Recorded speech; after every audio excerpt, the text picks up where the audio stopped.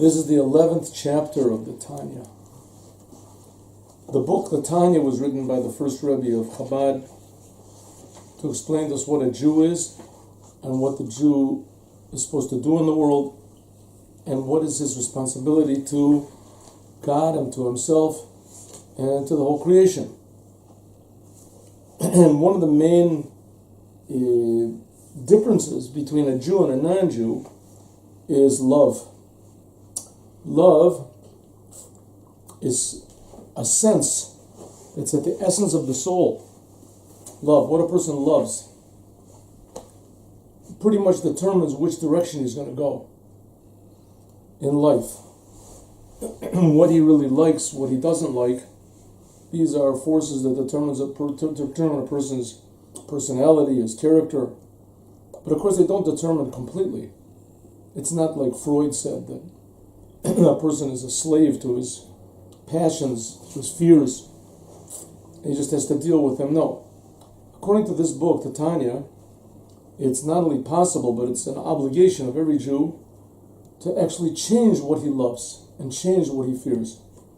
A person can change, not just emotionally, he can change, that he realizes that it's not worthwhile, that people keep away from him. If he's always afraid, he can never succeed in business. If he's always afraid of losing, he'll never get his job. If he's shy, so he changes, or even logically he changes. A person starts thinking, what am I afraid of? What have I got to be afraid of? the worst thing, the only thing we have to fear is fear itself. That the fear makes me... These are logical understandings, logical ways of changing. A person can change himself. But still deep down inside, the person remains the same person. The same I, the same ego. Instead of changing from being afraid of going and meeting people, so now he's afraid of losing his job. He's afraid of his reputation. He still lives in fear. In other words, the main center of his life is himself. So God created the world according to the Jewish version of the creation. God created the world in such a way that he would be totally concealed. And what God wants is that we human beings, the Jews first, should reveal him, should reveal God in the world, that the world should be a place where God is revealed, that we can feel that there's an order in the world, that there's a boss of the world, that the world is being created from love, is being created from care, that there's a purpose, there's a plan. A person feels that in every single detail there's a message, there's meaning in everything we do, hidden, waiting for us. When a person feels this, then his life becomes different, becomes a different life. The problem is, again, that in order to really feel God, you have to not feel yourself so much. As long as a person feels himself and he translates what God is in his own terms, like I heard some Israeli song, a non-religious song, if you're religious people, if you know God, can you send me a picture of him? I'd like to see what he looks like. You have a picture of him in his wallet. In other words, in your wallet, as long as we translate what the Creator is in our terms, as it ends up that we feel that somehow or other we're the Creator. And that's the battle. This is the battle that this book talks about. The battle that goes on inside of us. Who do we really love? Do we love ourselves? Do we fear for ourselves? Or do we really love the Creator? Do we really, if you want to say, fear for the Creator? We fear that we're going to do something wrong and let God down. We're not thinking about reward and we're not thinking about punishment. And in a way, you can see that that's the essence of Judaism, because in the whole 5 books of Moses, heaven and hell are not even mentioned once, especially in the ways of reward and punishment. So we can see that the main essence of what Judaism is that people should start to become aware that there's a Creator that's creating us every instant, and he's creating us with a purpose. Not just to become aware intellectually, but also to feel this, because it's the truth. Even more, to feel it like we feel ourselves. We don't need a proof to prove that we exist. Everyone knows that he exists.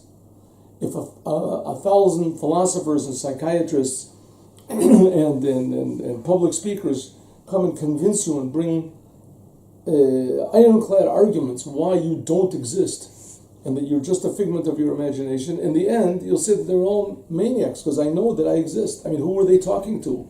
Who are these people writing books for? And who are they to write a book? Obviously, they also feel that they exist. The most obvious thing is that we exist. And the most frightening thing is when our existence is threatened. Something wants to come and wipe out our existence to make us into zero. People are deathly afraid of that. Maybe that could be the source of all fear, that a person is afraid that others will make him zero, nothing. But the fact is that only by realizing that we're just creations of God, and that in fact we really are zero. What does it mean, zero? That we're not creating ourselves. All of a sudden we realize that we are being created by a creator, that we really are important in the creator's eyes, and that the creator really believes in us and gives us a tremendous responsibility. That's what the Jews are supposed to bring into the world, that feeling. That feeling is latent inside of every single Jew. That feeling is called the godly soul. Just like a human being automatically, naturally feels that he exists, that's which is called, in the language of the Tanya, is called the animal soul, nefesh habahamit, because an animal has no questions about his own existence. An animal is natural in everything that he does. Same thing a human being. A human being is an animal, a human animal. He uses intelligence, he likes good music, good food, good plays, a good book, likes sports. An animal doesn't enjoy these things because an animal is an animal. A cat likes to catch mice. A dog doesn't like to catch mice. And that's the nature. A human being also has his nature. And this nature is very tremendously powerful, very powerful. In fact, this is what really basically rules the world. We can even say more that this is the world. That's the world. In Hebrew, the word for world is the same word as for concealment. The world conceals the truth, namely that we're being created, and that we're being created for a purpose, and that we have a responsibility to our Creator. Those people who really feel this all the time, constantly, to the point that they really have love for the Creator. Why love for the Creator? Because the Creator, if we love ourselves, then how much more so we should love the God who's creating us? Even more. That self that we love is just being created. It's not a real, true existence in the sense that we think it is. It's a created existence. So the Creator is much, much more real and a totally different plane, if you want to call it, of what's called reality than us. So how much more so we should love the Creator. The Creator is creating us to love the big picture. It's like a person would love to have $10, for sure would love to have $1 million, for sure would love to have $1 billion, right? For sure would love to have $1 trillion. In other words, ourselves is just a small portion of the creation. And it's a small portion, if you want to call it, of the Creator himself. When we see more and more, there's much more to love. We see more life. We see a bigger picture of reality. So that's what the Tanya is talking about, that there's a battle going on inside of each one of us.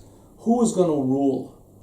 Our natural impulses, our natural self, our natural understanding, our feeling, I exist, most natural thing in the world, healthy feeling. Is that really called health?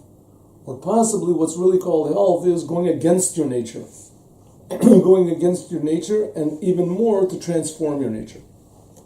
Now I know that there are all sorts of religions in the world that they preach going against your nature and self-effacement and self-affliction, but in those cases, that's just one. A person saying there's more profit in suffering, in torturing myself, then I'll get a profit from that. I'm suffering, but in the world to come, I'll get a big reward. That's just the same selfishness. All of the religions in the world are basically selfish. What am I going to get?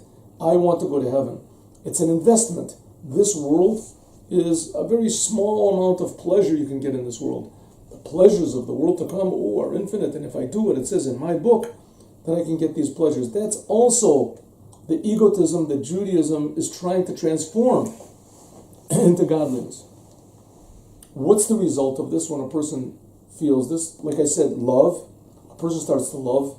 He has a love of the Creator. He starts to realize that the Creator is really infinitely good. And that when He creates the world is really an infinitely good thing. And that we, by experiencing the difficulties and the challenges of the world, we can reveal something new inside of ourselves. I've read several stories about people who've lost all their money, if they've lost their legs, and because of that, suddenly they've come to a new realization that maybe they lost their money, but their money is not them, and their legs are not them, and that the reputation is not them. Suddenly they realize, who am I really? And when one realizes who I am really, you draw from powers that are above yourself. You realize that you aren't what you think you are. That thought is just an aspect of reality, an aspect of the creation. So last week's chapter we learned in the Tanya of what the idea of a person who has completely and totally transformed himself so that every fiber of his being is true. And he has no thought whatsoever of reward, spiritual reward, physical reward. His only thought is that every instant brand new, I'm serving the Creator. And I want to elevate the world, put the world in the proper place, like taking a book with scattered letters and putting it together so that every letter becomes elevated. Suddenly it becomes part of a meaningful book, a meaningful idea. The same thing, the whole world is all scattered, to put it together and raise it up to its true meaning so we can see the big picture, and also to draw blessing into the world, godly blessing into the world, so that everything in the world is filled with happiness and joy and love in everything that we do. That person, there's only one in every generation. It's so incredibly difficult to do a thing like that because it means that a person must change himself totally from the inside. It described an example in the Tanya. There's certain people that are like this. One, of course, is Moses. Another one is Abraham, Isaac, Jacob. Another one is King David. Another one is Rabbi Shimon Bar Yochai, the one who wrote the Zohar, that a lot of the ideas in that book are incorporated here in this book. Essentially, that's the first 10 chapters of the Tanya. The first 10 chapters of the Tanya, there's altogether 53 chapters, in the first of the 5 books of the Tanya. The first book, there's 53 chapters. And the first 10 chapters basically describe how a person can become a tzaddik, how a person can become a perfect human being and be aware of God and God's Torah and God's will every instant, every place, and every situation. That's the first 10 chapters. And in fact, we're given an oath when a person is born. That's how the Tanya starts off, that we must try to be a tzaddik. A tzaddik, like I said, is the perfect human being, a person that uses his individuality, his uniqueness, every second for serving God. For instance, like I said, King David, he never even went to sleep. He would sleep less than 30 breaths, 60 breaths he would sleep. Because he was always active when he felt that God is creating him for a purpose. In Judaism, feeling godliness does not mean that you become neutralized. There's an idea called bitul. Bitul does not mean that you turn off the motor, you put in the clutch. Bitul means that you do what you're supposed to do. You fit yourself into the responsibility of life. That's the tzaddik. He feels every second, but the Rebbe tells us that to get to this level is very difficult, almost impossible. If so, what's the purpose of the whole book? The whole book is to be a tzaddik. What's the purpose of? We're never going to get to it. The Rebbe will deal with that, but let's do chapter Yud Aleph. Chapter Yud Aleph is talking about another type of a person who's called a Rasha. A Rasha is a person who is, you wanted to call it in English, the evil person. What does it mean that he's evil? According to this book, the evil person can't even be one that he does all the Torah, he does all the commandments. He's going to go to heaven. He'll get all the spiritual rewards. This book is not dealing with that at all. What makes him a Rasha?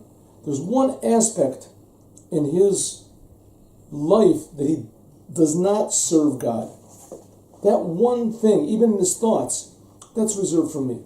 That's where how do you say, let loose, right? Comes home, takes off his shoes, takes off his, who knows, I'm at home. That little part somewhere in his personality where he does what he wants. I'm the boss and God is not the boss. Even if it's only in thought and even if it's very occasionally. But it's completely out of God's realm. That person is called a Rasha, an evil person. And it's not evil that he's going to get punished and go to hell for it. It could be there as a purification, could be, but that's not the point at all. The point is that what's he doing right now? Is he really serving God right now? It's almost something like they have the piano championships. I once heard on the radio the Rubinstein Chopin competition. They bring the greatest pianists from all over the world. Fantastic. They all play the same thing, and you can tell that they're all top grade. They probably practice 12, 13 hours a day.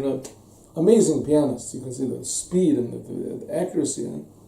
But you can see once in a while there's somebody that just does something different. He just puts feeling into it. You can see, you hear him play, you cry. And the others, you hear them play and you just open your eye. You're amazing, but it doesn't touch the same thing. In other words, they're there, but not 100%. Now, they're all the experts, they're all the greatest. But you can see it's not 100% there. They didn't really get the point. That's this purpose of the idea of the tzaddik that's not complete. He's not complete. But then there's also the person that's called the Rasha. What's the Rasha? He goes into the competition and every time he gets to, let's say, high C, he doesn't play it.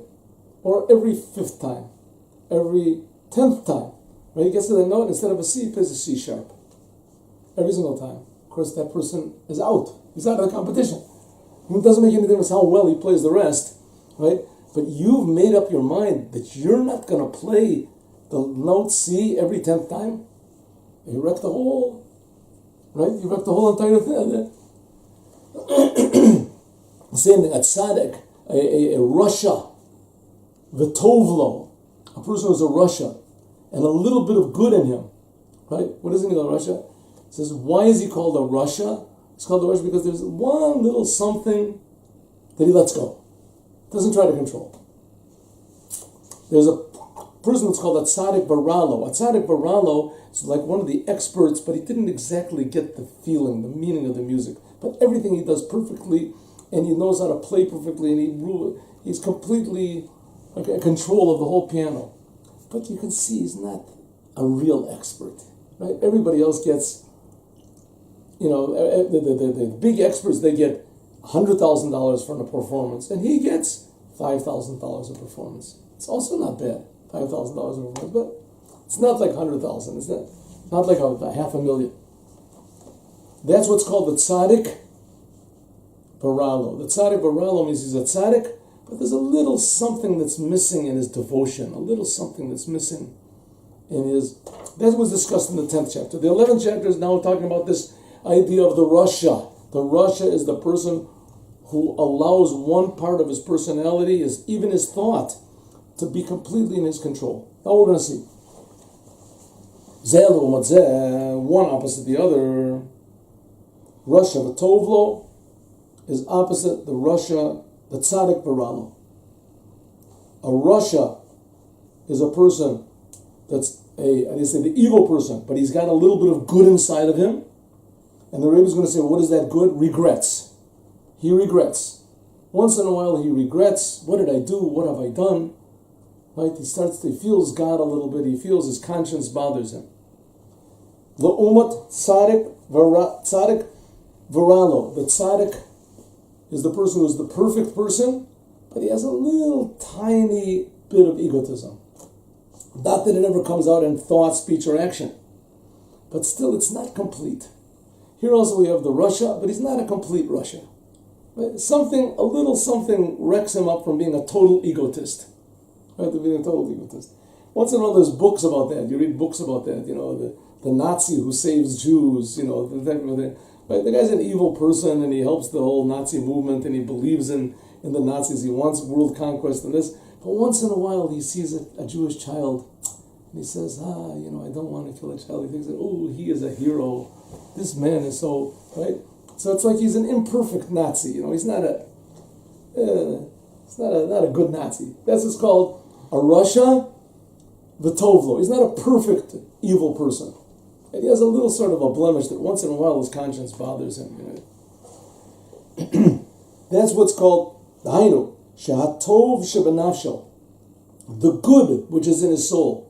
And we said, what is good? Good means the feeling, the awareness of the Creator.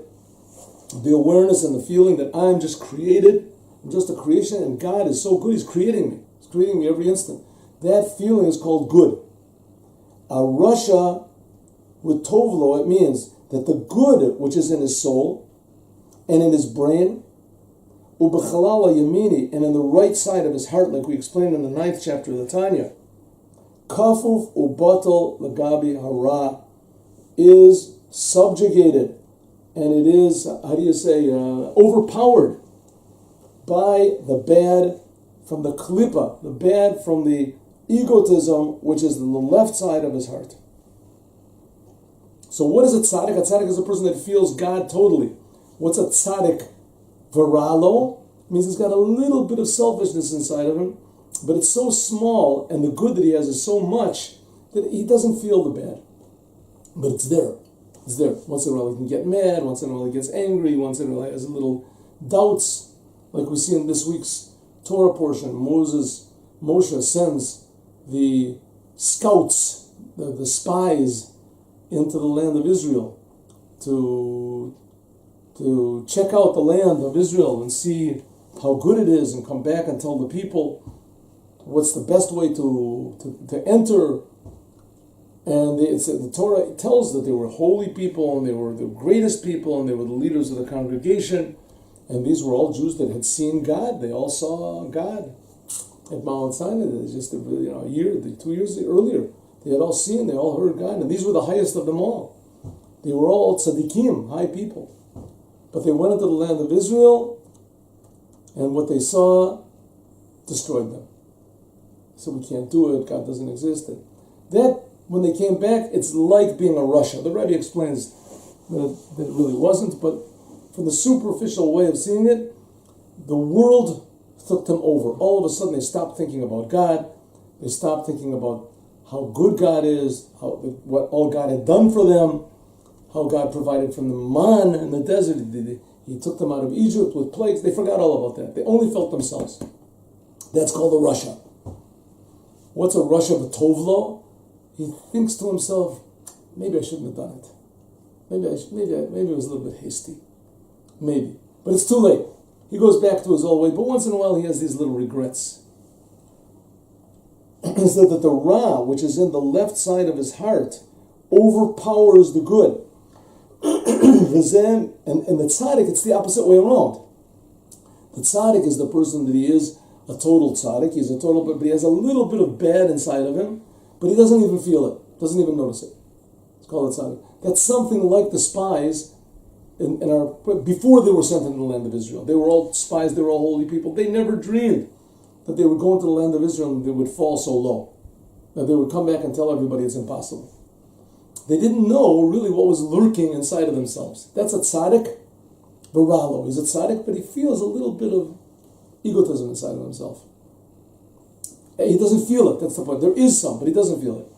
A rush of a tovlo is exactly the opposite. A rush is a person that he's totally egotistical, but he has a little bit of godliness inside of him, a little bit of good inside of him, but he doesn't feel it at all. Once in a while it pops up. This is also divided, the Ravavos Madregos Chalukos. This is also divided into tens of thousands of different levels and categories. Binyan Kamus the Eichos Abital. How much and what type of surrender of the good to the bad, of the tov to the chas v'shalom, God forbid. V'yesh misha kafifos v'bital etzlo. Some people that the subjugation and the submission of the good to the bad. In other words, it doesn't feel his godliness at all. The person doesn't feel that he's a Jew. Is mad nazir. It's only a little bit. He's a religious person. Once in a while, the Afghan Zot, Ein Obetamidos, is not constant. The Lo Tadr, it doesn't happen always. The Parakim Krovim, at regular times. El Le'itim Rechokim, once in a while. This is called a Rasha V'tovlo. He's a Rasha V'tovlo. What does it mean? Once in a while, Midgaber Ra Ala Tov. Once in a while, the bad overcomes the good. Once in a while. The bad overcomes the good. He's a good person. He does a religious Jew, a wonderful person, a family man. He's a synagogue man. He prays. He does everything he's supposed to. But once in a while, the bad overcomes the good. The kovish is katan, and it overpowers the small city. Who a goof? The body. So once in a while, let's say he loses his temper.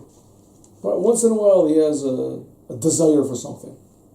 Once in a while, he says lashon hora, says a bad thing about somebody. Achlo kulo, but it doesn't it doesn't overpower his entire body. We're talking about a religious Jew. Why is he called a rasha, an evil person? Because once in a while, the bad overpowers his body. Not all of it, only a little bit. Shesar lamash muso. That his body, and we're going to learn even in his thought, should turn to the commandments of his ego. V'naselo merkava v'lavush, and his body becomes a vehicle and a garment, litlabish bo echad, to be enclosed in it, in the body, echad mishlosh levushel, one of the three garments of the side of selfishness, of the side of, it calls it evil. Now I want to stress again and again, this is not talking about an evil that a person goes to hell for and gets punished. This is talking about evil in light of perfection. Right? Of a person who's a good piano player, a jazz piano player, and he tries out for the Rubinstein championships, they'll throw him out in a second. Right? They'll throw him out in a second. He has to do all these trills and all these things and makes it sound like it's three hands playing and things like that. He doesn't know the things. He just knows how to put this feeling into the music. He's really good in the bars. They think he's great. He sells millions of records. But when it comes to really being in the championships, he's not there. Right? It's not it. So this is the same thing. This is a person that he looks like a tzaddik, and he thinks like a tzaddik, and he acts like a tzaddik. But once in a while, right? Not all the time. Like they say in America, honesty is the best policy. Sometimes. Right? He acts like a tzaddik. He thinks, but once in a while, his selfishness, his own impulses overtake his body. Hainu, oba maisalavad. It could be that he just does bad things once in a while. Hits somebody, right? Gets angry, throws something out. Lasot averot kalo, to do small sins, velo chamurot, and not bad ones. Obedibur. Or this is a person is called a rasha, right? Only by virtue he does one small thing bad, but he does it regularly, once a month, once a year. It's called a rasha. Or in speech, l'daber avak lashon hora, to say things that are like sort of damaging, not really damaging. Right? I don't want to tell you what Joe did. Let's leave it alone. I don't want to tell you about it. Right? What did he do? No. It's lashon hora. I don't want to say lashon hora about it. So everybody knows he must have done something bad. I didn't say it. I didn't. When he stole something, you said it. You said it. I didn't say it. Late sanos, or scoffing, making fun. Ukai gavner, similar things. Or even just not being willing to control your thoughts. Because sometimes thinking of doing a sin can be worse than doing the sin itself. Why? Because doing the sin, you wouldn't want to do it. Maybe you'll get caught. Maybe people will see you. Maybe the boss will come in. Whatever sin that the person wants to do.